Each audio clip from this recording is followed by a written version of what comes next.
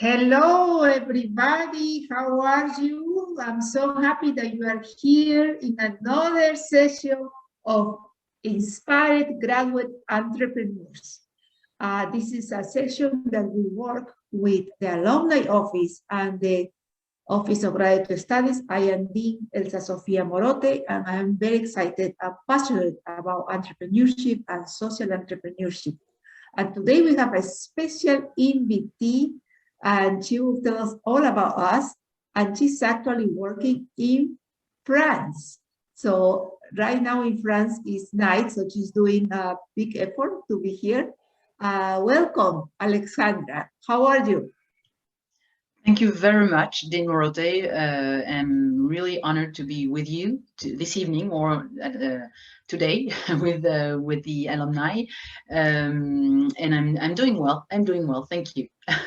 Thank you. Now let's meet more Alexandra. Alexandra is amazing. Let me just read a little bit about herself. Alexandra Hoffman is the CEO of Alexandra Hoffman Consulting. So Alexandra has her own consulting firm. AHC helps leaders to go extra mile by looking where others don't, so they can anticipate the crisis that others won't.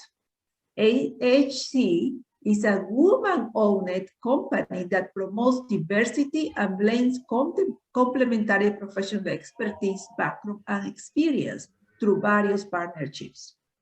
Thanks to the career with the French government and the large international operations, Alexandra has a rich operational and multicultural experience based with a strong expertise in business resilience, in boosting factors and best practice to manage. Alexandra is regularly interviewed in the print media and discuss corporate resilience topics. So Alexandra has a Master's of Sciences in Corporate Security from John Jay College of Criminal Justice and an MBA from University of Phoenix. And is also certified yoga teacher. That's an extra information. So Alexandra, this is amazing. Now tell us about how you went from getting the Master's in John Jay and then getting the MBA, and then you decided, you know what, I want to be a consultant. How is that transference from getting a degree and decided to be a consultant or create a company? So it took me some years, basically. I got my master's degree back in 2004, right? And what happened is I went through various corporate roles for several years, which I enjoyed and loved very much for most of them. And at some point in my career, I think I just wanted to start doing my own thing, but it didn't come to me like from one day to the next. It's something that you know, it's like when it's something that was built over time, you know, in my mind, in my heart, basically, is to take this leap of faith and decide to just go all in and build my own company.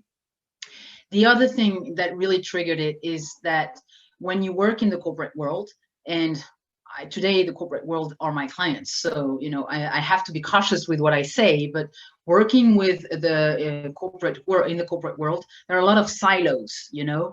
So you would do security, or you do health and safety, or you do HR, or you do finance, or you do legal. And over the years, when I dealt with lots of incidents and crises, I realized that it didn't matter what we were doing in the first place. What mattered was the fact was we were coming all together around the table, depending on what type of crisis we were dealing with, obviously, but we're coming all together around the table. And then we would be able to do the magic, not based on our original background of the processes and standards, but based on the culture we had built together and the teamwork we had been building together. So, and I couldn't find this in the corporate world as an employee. So when I, you know, at some point I was like, you know, this is time for me to launch my company. So I do this myself, basically. If I can't find it in the corporate world, then I'll build it myself and see how it sells, basically. And that was before the COVID and the COVID crisis. And before the COVID crisis, lots of people were like, what are you talking about? Business resilience. It's too broad of a topic. You know, you have to be more precise, more focused. And COVID crisis came around, and now everyone understands what I'm talking about. That, you know, those silos don't make sense. So you decided that when you were already living in France, or you have that inspiration when you were at the time? So I got this inspiration when I was back in France already. That was a little 9 years ago, I would say 9 years ago. But it took me a while because it really started to I started processing it 9 years ago, and then I took the leap of faith only 2.5 years ago, you see. So it took me some years to process it. But, you know, I'm from the security industry, so I'm conservative. So, and I manage risks as well, right? You need to be secure.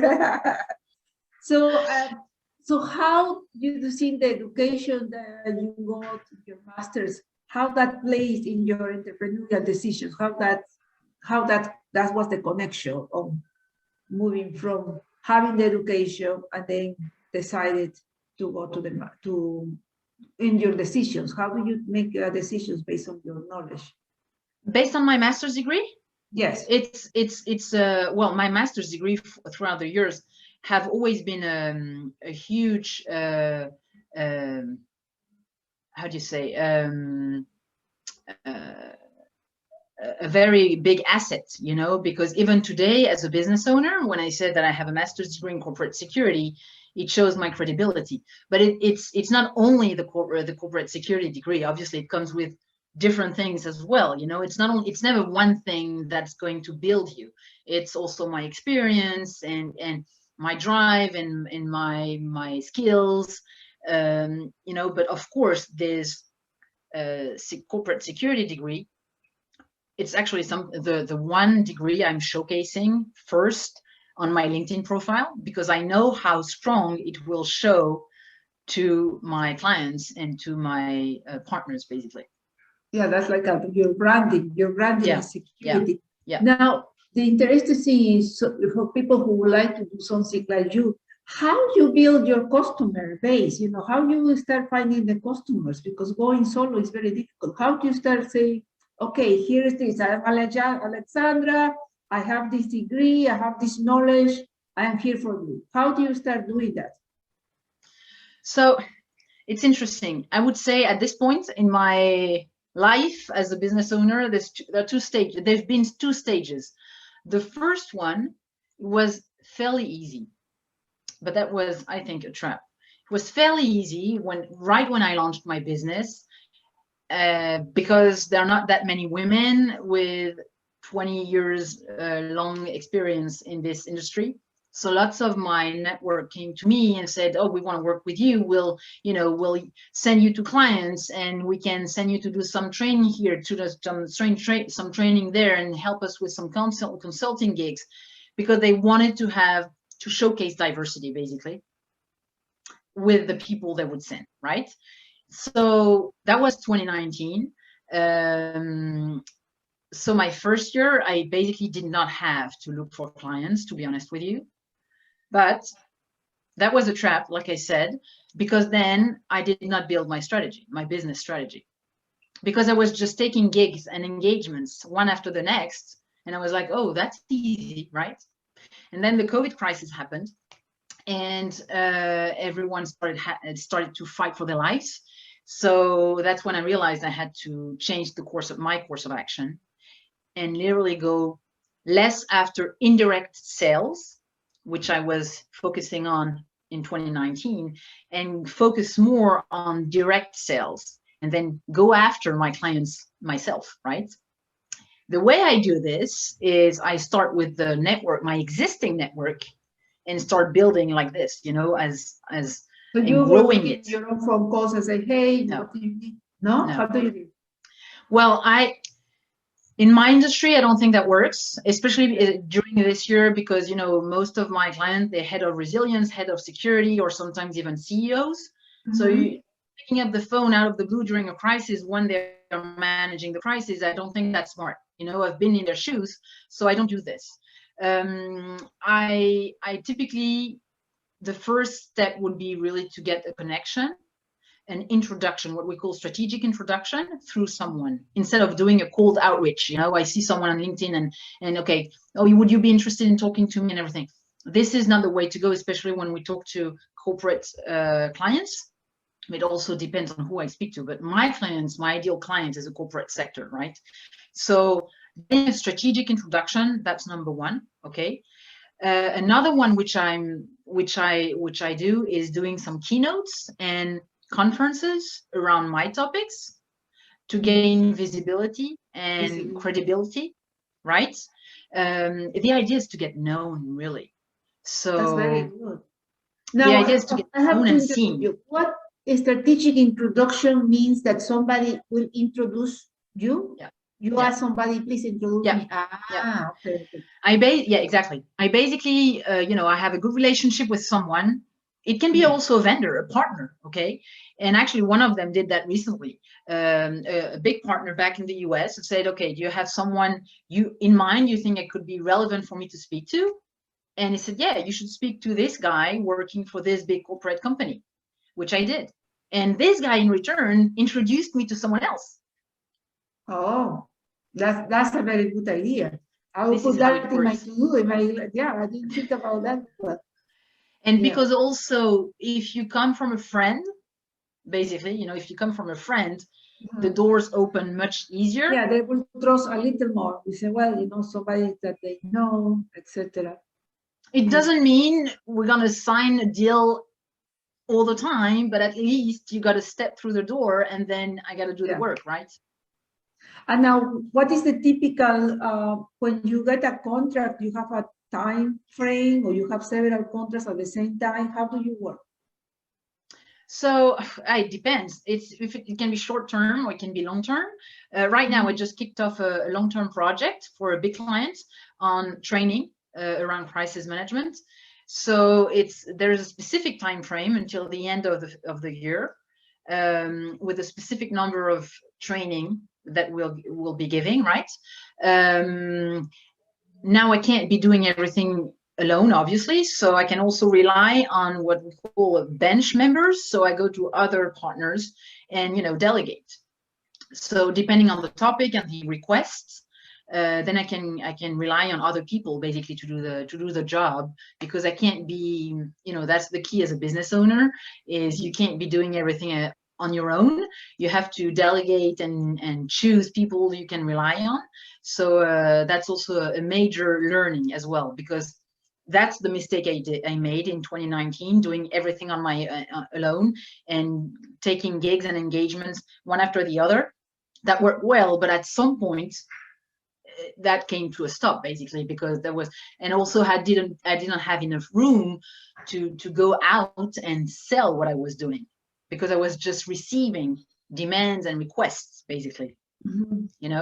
So it's just a flow of energy. You have to go and also and give and take and give and take, and back and forth, and also delegate so you can focus on the sales. So it's a complex system, let's put it this way. Yeah, it's very complex. Now, I was just wondering, when you do the presentations, all of these things, you do it by free, correct? All these presentations, because your goal is, to people know you. Yeah. So that's a time that you need.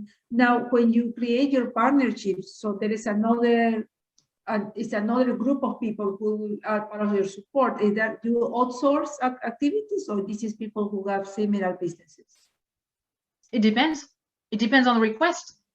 The idea is to be able to, so I want to focus on business resilience, okay? I'm not going to start selling finance products or anything like this, okay? But as long as it's related to business resilience, sorry, if it's something that I cannot technically do, for instance, using a platform to run an exercise, though I have identified a specific partner who I can do this with, or identifying a partner who is specialized in cybersecurity, which is not my specialty.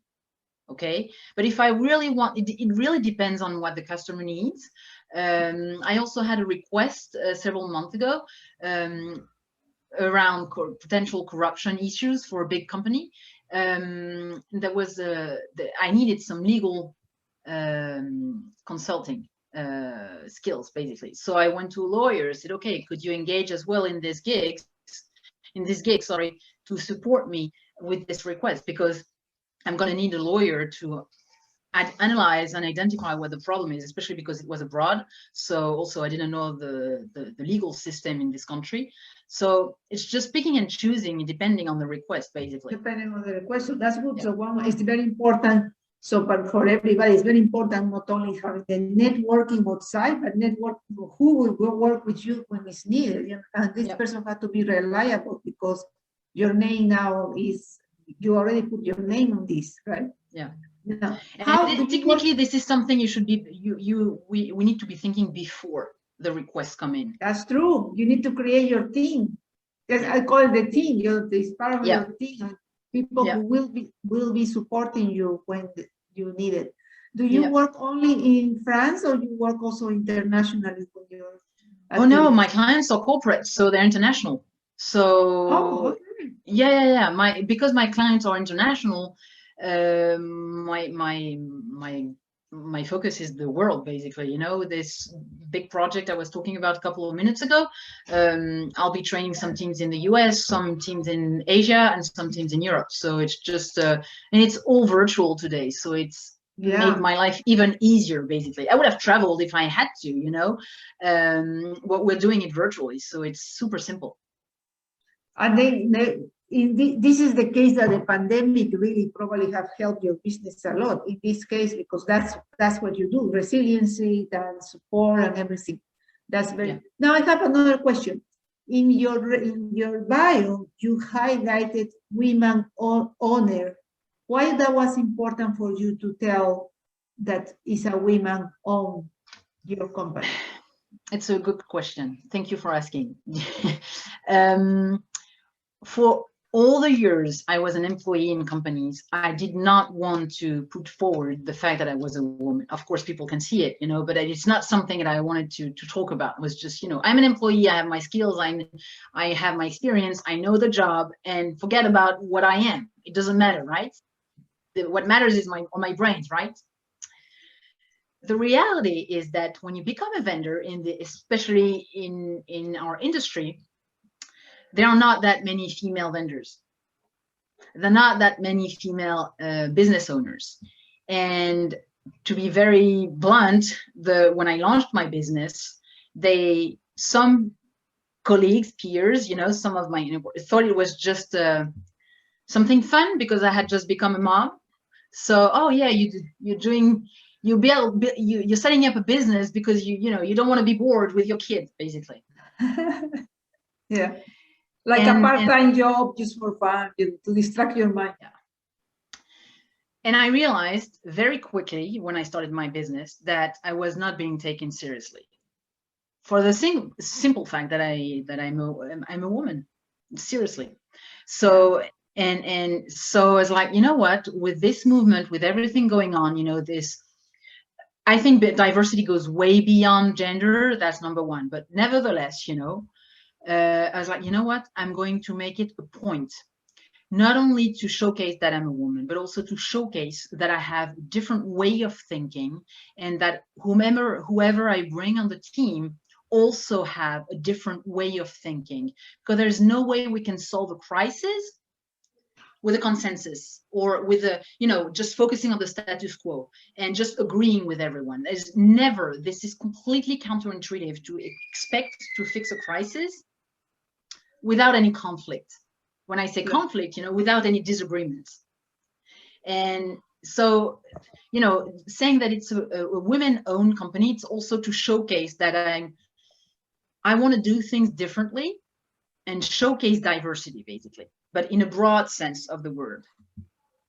That's very good. I also was thinking, do you have in France, do you have like some benefits? In United States, for example, when it's women own it, they give us a little benefit to get agreements with the state or something. They don't have No. any. No. We don't get any benefits for that. But I'm still showcasing it, even though I'm in France, to explain, and to educate, I would say. Yeah, because your area is really mostly managed by men, right? Because it's security. So basically, it's not only that you're a women owner and then you created a new business, but the business is not about, other things. It's about security, which is mostly managed by men.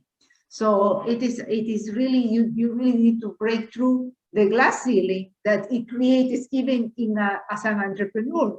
So it is to me, it's fascinating that you actually say, you know what, in fact, what fascinates is you decided to take the Master's in Protection Manager, because I say, well, most of the people who are there are males. How many males and females were when you were in the Masters? You were, remember? Oh yeah, I don't, not that many. Not that many, but the thing is, it was different. Not that many. Wow, no. Yeah. That I don't have the statistics in my head, but the thing is, we were also sharing some classes with other master's degrees, like classes in HR and also statistics, and there were more female in those master's degrees. But for the corporate security, I don't remember many female. Now, how is, in what moment of your, how did you decide to do a master's in corporate security? What was your attraction? When you wake up one day and say, I want to work in security, how do you begin, that just? It was very clear to me, because I wanted to become a police officer my entire life when I was much younger.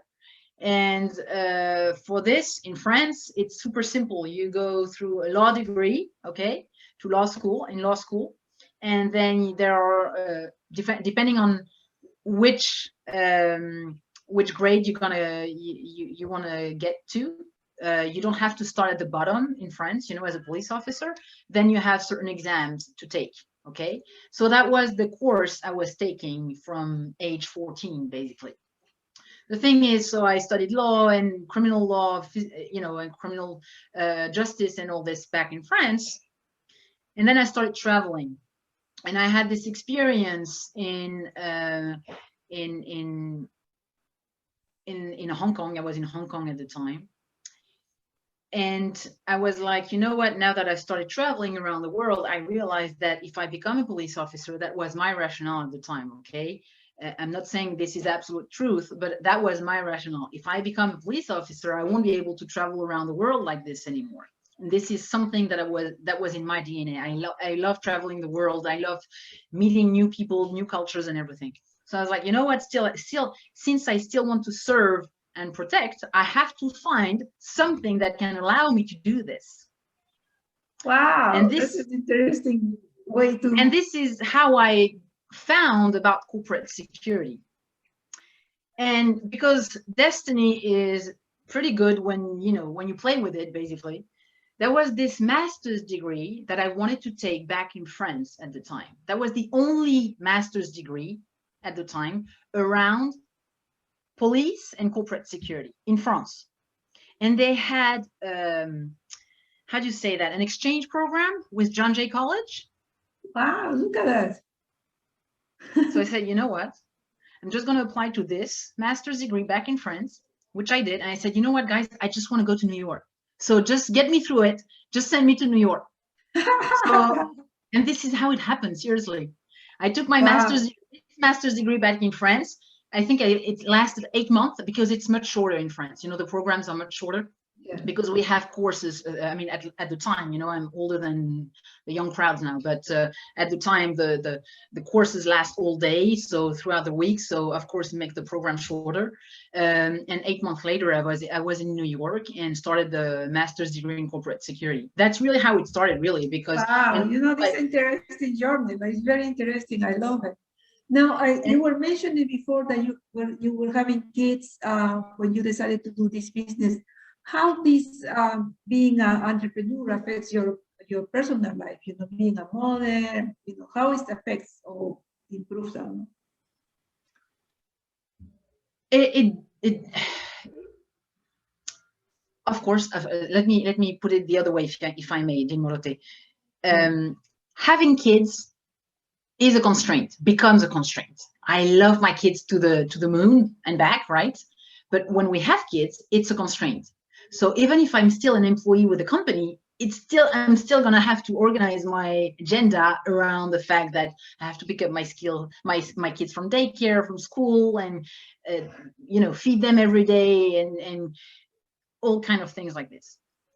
So to be honest with you, I think it makes my life easier to be a business owner today, because I get to choose my agenda. No one else does. That was also a big, I think that was really what got me to take the leap, to make the jump when I became a mom. Because of course, becoming a business owner, it's very risky. It's all on me. It's no one else is going to be responsible for what I do. But the reality is, I get to choose how I build my day, my week, my month, and my year. Yeah, so, you choose your schedule, really. So there were times as an entrepreneur, you will work non-stop, and there were times that you can manage to have time for the kids and for the family. Exactly. So it's to me, it's yeah. I think my husband, who's an employee in a global company, actually, I think feels more constrained by the kids than me, basically, because he can't say no when you have back-to-back meetings throughout the day, because the global company makes you do this. Basically, this is the pace. But when you're a business owner, I decide of the pace. Of course, I have some clients requests and everything, but I decide. This is it's on me to decide how I want to organize my week. That's nice. Now, how is your typical day as an entrepreneur? I would say basically, yeah. Yeah, I do have a typical day. I would say typical week, because you see, typically I don't take calls or meetings on Mondays and Fridays. Oh, I block them off for strategy, for thinking, for writing, for family time as well, to have more room and space for this. So then Tuesday, Wednesday, Thursdays, then I have the meetings, and I work on basically with the prospects and the clients. So that's really typically how it's structured. Then if I take one day specifically, I always start my day with meditation and end it with meditation. And in between, it's I always find some time as well to read and to nurture my brain with everything but the news. To be honest with you, I don't watch the news. I did this for 18 years, and I don't do it anymore, because it's so negative. It's not the way to start the day, especially as a business owner. If you want to keep the energy up, yeah, you have to be positive. Yeah. And eventually the news come to me, so I don't need to watch CNN or be the BBC or whatever TV channel. So yeah, the typical, and in between, it's just flowing with the prospects and the clients, and networking, a lot of networking. It's it will depend.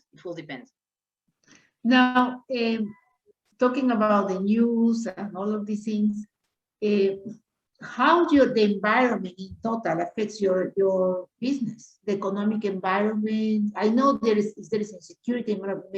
I believe you probably increase the business, but the political decisions, all of this who are outside affects your business. So not only mine, any business will be impacted by the economy, the politics, and whatever's going on out there, even a health crisis, right? Yeah. Mm-hmm. The key is really to say, okay, how do we respond to it? How do we react? And also, how do we anticipate those changes? So some changes or some events we can anticipate, others we can't so much anticipate them, right? But really it's about we can never control what's going on outside, right? And that's been a major takeaway as for me as well, especially since I've been a business owner. I knew this, you know, when I was an employee and doing my thing and everything, but especially being a business owner, I cannot control what's going on outside. If I cannot travel anymore, there's no way I can go around this. Now what I can do is find a way to basically become more tech savvy, learn how and grow with the virtual world, and also communicate and make my clients and prospects feel confident if we work virtually together. And that's the key here, you know, because some of them, now it's getting better, but some of them until recently were still afraid to work virtually. You know, that now, especially in the industry, in our industry, no, we do everything in person. We need to be face to face to feel what we're doing and to, yeah, okay, but we can't travel. So what do? We just sit and wait? Yeah, you need to find a way to move.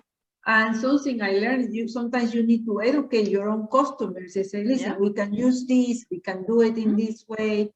And one thing the pandemic had helped a lot of people is you need to jump to the technology. There's no other way.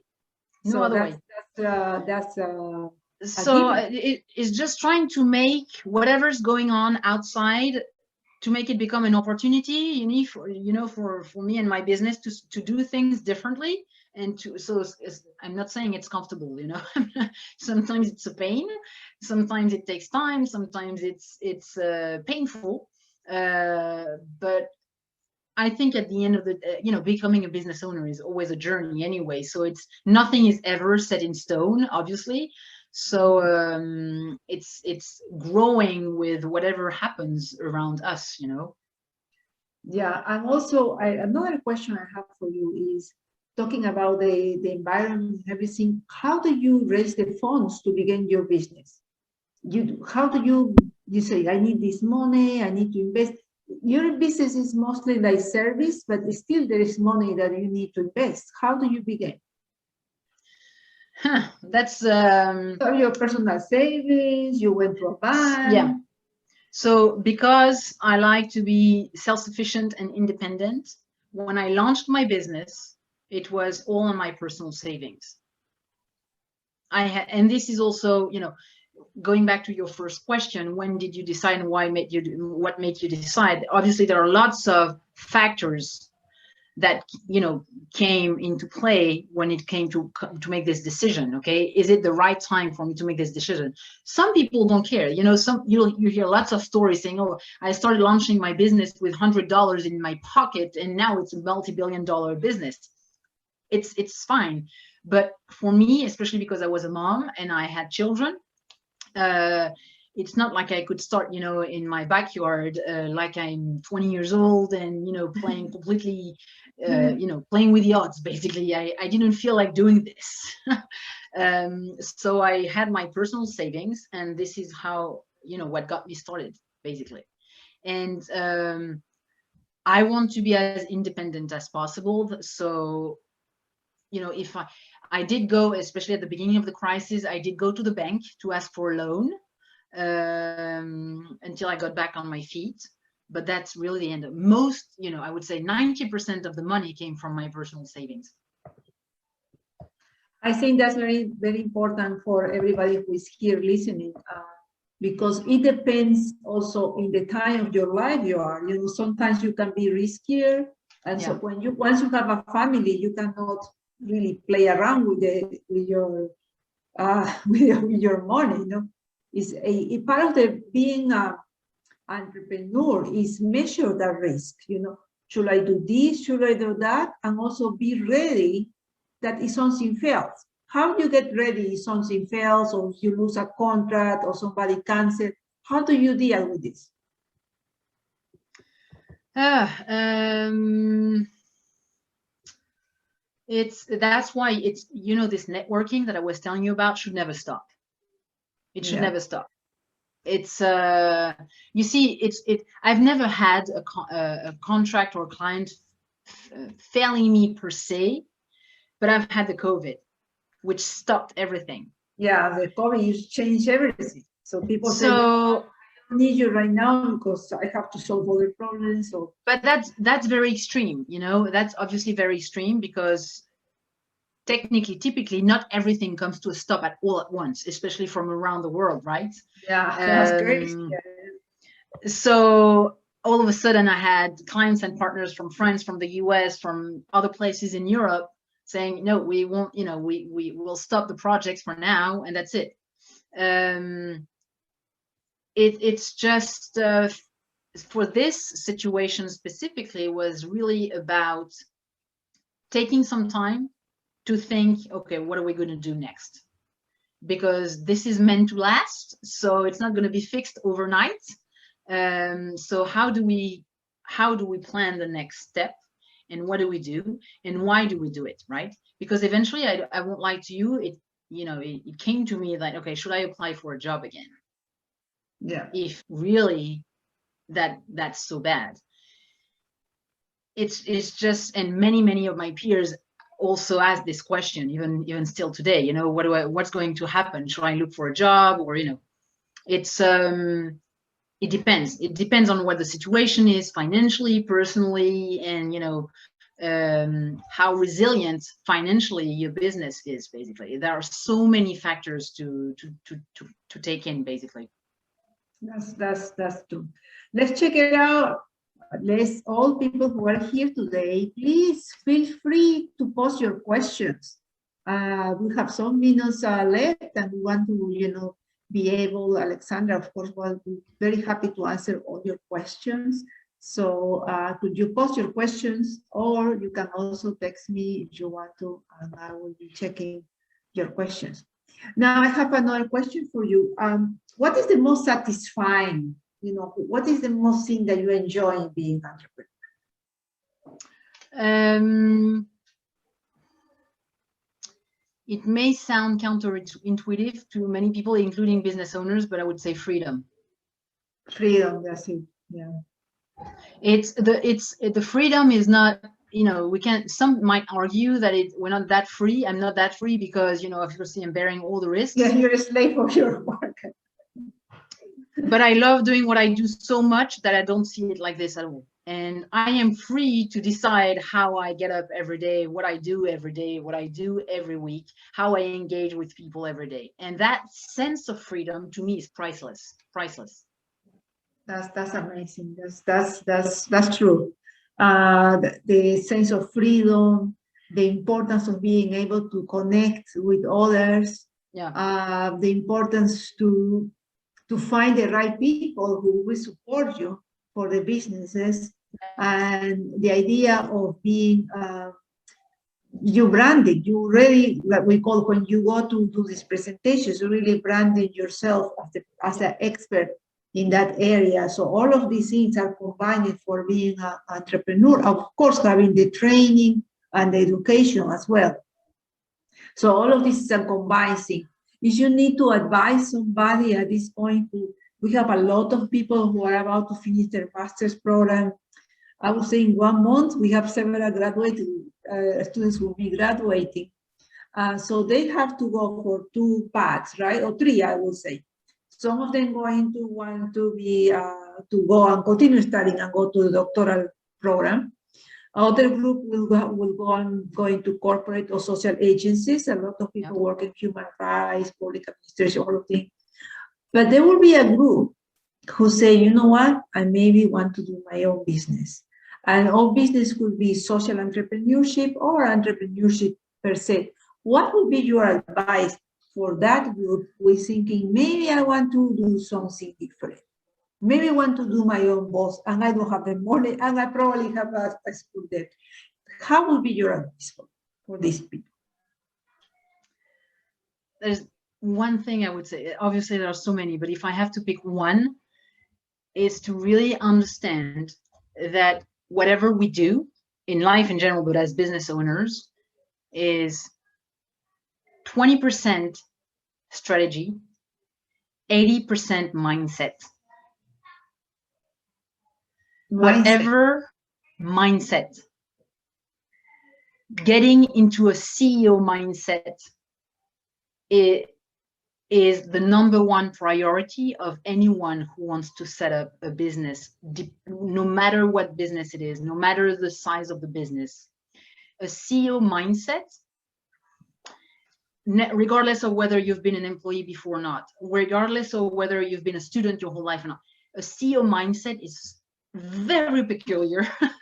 We touched base on it a little bit before, you know, learning to do, but also to delegate and to be able to adapt to whatever comes to you. Basically, it's managing time is, as a CEO, having this CEO mindset, managing time should be the number one sub skill to gain. When I say managing time, it's not about, you know, having back-to-back meetings and calls.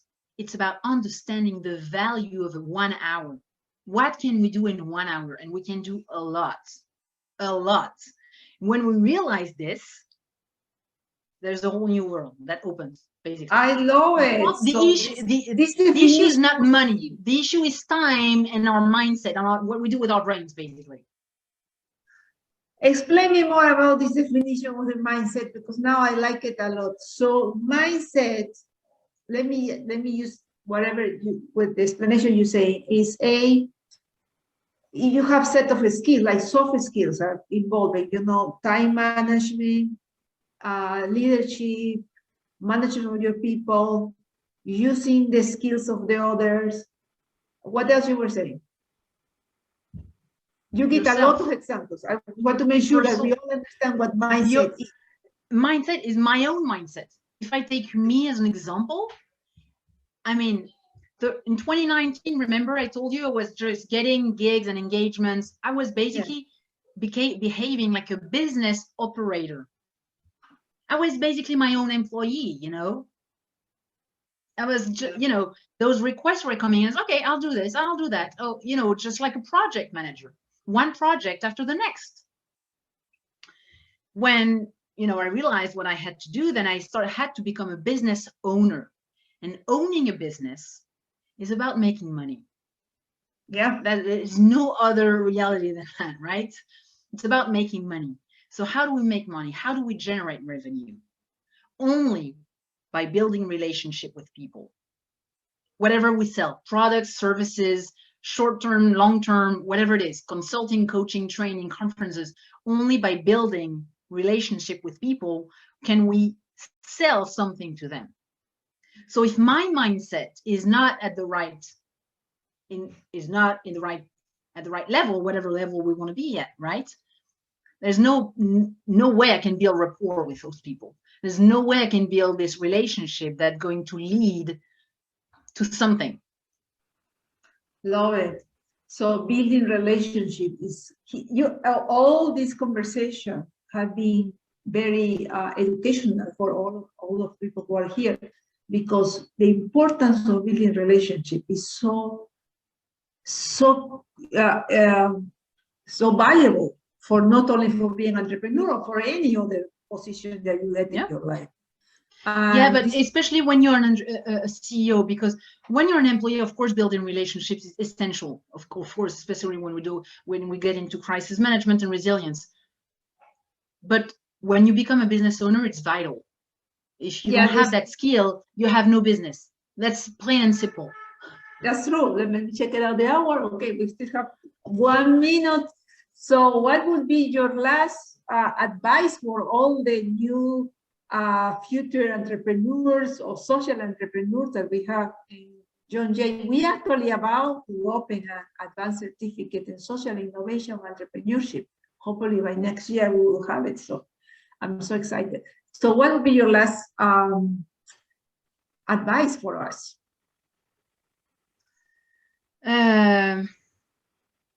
Go and make friends. No. Sorry? Go and make your connections. Yeah, no, go and make your connections, but it's really, my advice would be, if your heart and your head and your guts are aligned and tell you to do this, just go for it, basically. You know, even my example around the kids and the money and the risks and everything, it's only me. Some people just are fine, you know, don't have the same level of financial needs for their families. So just whatever decision ladies and gentlemen they want to make, it's just go for it, if as long as you feel aligned, you know, and make sure that you have the support from your family. When I say family, it's partner, husband, whomever it is, you know, because you're gonna need this as a CEO. Just, you know. Yeah. Thank you very much, Alexandra Hoffman. There have been a pleasure. Let me just check the use in case there's a question there. Okay, no, so we are fine. Everybody's so excited. They are amazed with your knowledge. We appreciate that you come, you know, back to John Jay and share your experience with such a sincerity that is important for people who are listening, because sometimes people just create a fantasy. This is not what you are actually explain how this is going. And thank you very much. And I know it's a dinner time for you in there, but thank you for being here. Thank you very much, Dean Morote. Really, it's been a pleasure having this discussion with you and sharing this experience with the alumni, the community, and also the existing students, of course.